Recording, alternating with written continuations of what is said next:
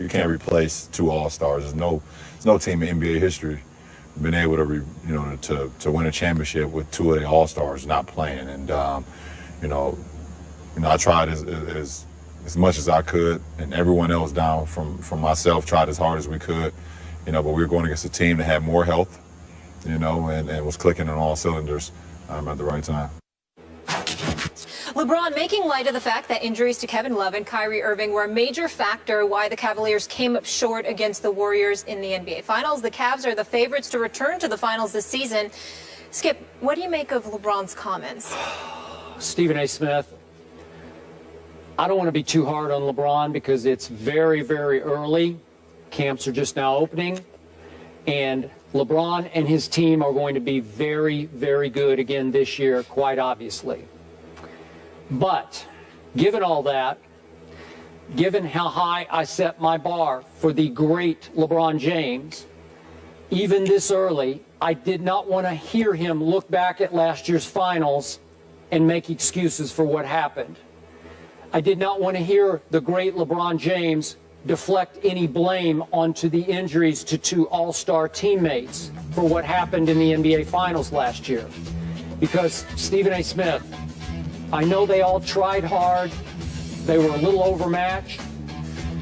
Didn't have the depth that they needed to hang in, sustain. But I'm going to remind everybody that the Cleveland Cavaliers were up 2-1 with Game 4 in LeBron's house in Cleveland, Ohio. We were there that night for that game. You want to talk about closing the deal there? If you go up 3-1, I think they're going to close that deal. I thought that was a great opportunity for the great LeBron James to validate his greatness in his all-time greatest case against Michael Jordan. If you could carry that band of misfits to a title, even though Tristan Thompson had emerged as a flat-out force in the finals, underrated force, I thought, with Mozgov. If you could carry that team without Kyrie, without Kevin Love to a title, wow, the world would have said, that's it, LeBron, you did it. That's your greatest achievement. And what happened that night? 103-82 happened. Golden State, rout in LeBron's house as LeBron went 7 for 22, only 5 of 10 from the free throw line, 1 of 4 from 3. His teammates gave him little to no help. We know what they all did. J.R. Smith was 0 for 8 from 3, and Dellavedova was 2 for 9. But even for the whole playoff run, for one playoff run, LeBron James, for any player who's ever taken more than 100 threes in a playoff run, shot 22.7%. That's for the last year's playoffs. That's the worst in playoff history, 22.7%. So you got to take a little bit of blame for that, Stephen A. You got to take a little bit of blame for Game 4. And I know you told me the next day he just ran out of gas. And I've been thinking about that. Even last night I thought about it. This is the greatest conditioned athlete in the NBA. I give you that. I believe that. Nobody takes better care of himself than LeBron. So he runs out of gas in Game 4 of the finals? Is that why we're going to have more time off between finals games this year, so LeBron has a little better chance to refill his tank for the next game? I don't know, but I expected more from King James that night, and we didn't get it. And that was basically the end of last year's finals. The season hasn't even started yet. It's the first day of media day. And already, I believe that you're being completely unfair to this man. Now, we work every day here on First Take. And we're going to give it to you straight. We're going to tell you what we believe. We ain't going to sugarcoat it. Try to be respectful. But at the same time, we're just going to be real because we got an audience that's watching, and that's what they expect from us, and they should. But in the interest of fairness, we also have to be completely honest. We can't just tell the stories that we want to tell. We got to sit there and tell the whole story. LeBron James was absolutely positively dominant over the first 3 games. Even the first game, that they lost. He had 44, 8, and 6. And then he went on from there with triple-doubles all over the place. Yes, he had a bad game in Game 4.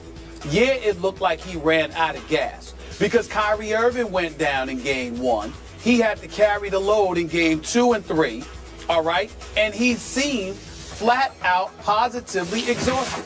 You were there in Cleveland. You saw how rabid those folks were. You know that LeBron James didn't have the luxury of just playing a basketball game, the interviews and everything else, just the whole atmosphere, the adrenaline rush. It conceivably got the best of him. So what does he do? After that bad game where he sat up there and didn't play well and looked completely fatigued, where Matthew Dellavedova, who you were raving about, acting like this dude was Kyrie Irving, he ends up shooting 3 for 14 in that game. And then J.R. Smith also shot 2 of 12 in that same game. The very next game, which was game 5, LeBron had 40, 14, and 11. They still lost that game. And then the closeout, because he got no help, and then the closeout game 6, he had 32, 18, and 9. What I'm saying to you is that when you look at the Golden State Warriors, they're either great or they're not. This wasn't about Steph Curry. This was also about Andre Iguodala. This was about Steve Kerr making that adjustment, inserting Andre Iguodala into the starting lineup, seating Andrew Bogut. And then after that, running the ball up and down the floor. Remember, the first couple of games, Golden State was very methodical in trying to match the size of a Tristan Thompson with Mozgov in terms of putting in a big lineup of their own. So you played at a slower pace. LeBron was able to catch a breath. As a result, he wasn't as worn out. And then Steve Kerr made that adjustment. You can't sit there and appreciate the greatness of what we're seeing from Golden State all year long and then ignore that because you want to get on LeBron's performance in one game out of 6 in the NBA Finals, where the other 5, the brother showed up. I would be the first to get on LeBron James. Hell, he still hasn't gotten over how I called him out when they played badly against Dallas when he was with Miami. But that is the only thing that I have to say about LeBron, which he openly later admitted that he could have played better in that NBA Finals, similar to James Harden being sensitive because of how he disappeared in the Finals against Miami, which is the only negative thing I've ever said about him, really. But when you look at LeBron and how he played last year in that Finals without Kyrie Irving and without Kevin Love for those last 5 games, and with J.R. Smith, admittedly, being one-dimensional, knowing that he's too talented to just be some daggone spot-up shooter, that he should be doing better than that. There is no question that this is one legitimate time, actually the second time, because the first time he lost to the San Antonio Spurs in 2007, we all knew that their championship was getting to the finals. They had no shot against the Spurs. And last year, after Love and Kyrie went down, come on now, the only hope they had was for LeBron to be LeBron and to get a speck of help. And he got no help offensively those last 3 games. You got to be fair enough to say that, Skip. You can't ask that man to do but so much. That's not right. Can. That's just How many times last year did I agree with you, LeBron James is the best player on the planet? Did I not always say, you're right, he's the best player? Yeah. Okay, so if the best player gets it to 2-1 Cleveland with another game in Cleveland, man, I'm going to expect him to be the best player on the planet that night, and he was not. I also would expect him yesterday to say, you know what, we were up 2-1, and I ran out of gas. If he'd said that yesterday, I'd say, I got it. I feel you, because it sure looked like you ran out of gas. Yes, you would have got on it for saying that. I would not. You would have got on it for saying that. You would have said he must have drank a couple of Sprites, or he must not have worked out, even though he's a workout dude. You would have said something if he had said, I just ran out of gas. Well, yes, you would have. And by the way, Skip, let's keep in mind, I would agree with you. If LeBron spent the rest of the series, had he ran out of gas so much that he had nothing left for games 4, 5, and 6. But the fact is, it was just one game. You know, it ain't about comparing him to Jordan or anybody else. It's about understanding that even though he's the best player in the world, Golden State was the best team in the world last year. They played better than everybody else, and they have more weapons, along with the reigning league MVP, who is the greatest shooter we have ever seen. They went small, and they were running up and down the court. They changed the pace. You also acknowledge that there were some issues with Black.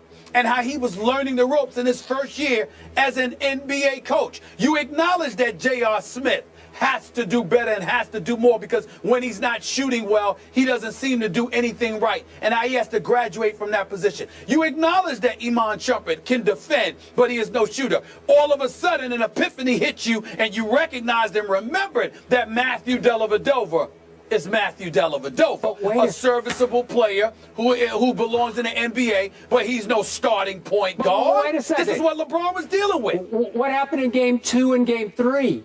The deli was open, was it not? Did he played well? Did he not make some clutch plays and clutch shots in both those games?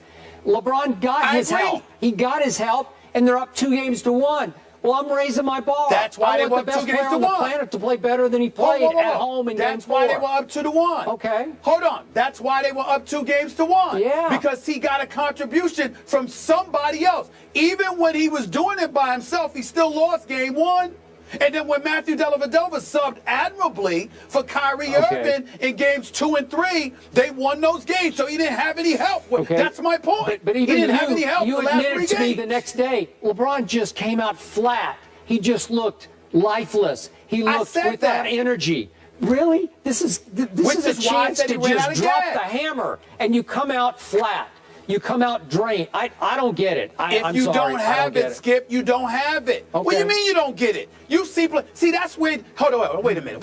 Forget all that. That's where you're disingenuous, because you've covered enough basketball to know that some days you don't have it. Now you can't not have it for a series. There's some games you better have it for. But if LeBron had played this, hold on. If LeBron had played this way in games 4, 5, and 6, you'd have a point. If there were a game 7, then you have a point. But if you up 2-1 and you don't show for game 4 because you out of gas, but you come back in games 5 and 6, then you got to acknowledge that man ran out of gas and call it what it is. You can't sit up there and just ignore all the stuff that was happening around him. That's not fair. Okay. That's not fair. I'm with you. The most fit player on the planet and the greatest player on the planet ran out of gas in a pivotal game 4. I'm with you. Oh, gentlemen. He had nobody. He had no help. We gotta go to break. You're just hating. You're just hating right now. That's what you do. No shows off for Skip on Media Day. Yeah. Hating on Media Day. Truth telling to start the year. Of the season. Guys, here's the good news. Please. We get to see a healthy Cleveland team this year, and we can discuss after. No excuses, right? Yeah, that's not true. If they run into a healthy we don't know that about Spurs, we're gonna Kyrie. have a whole nother. Hopefully. We don't know that about Kyrie. Okay. We don't know if Kyrie gonna be healthy. Hopefully healthy.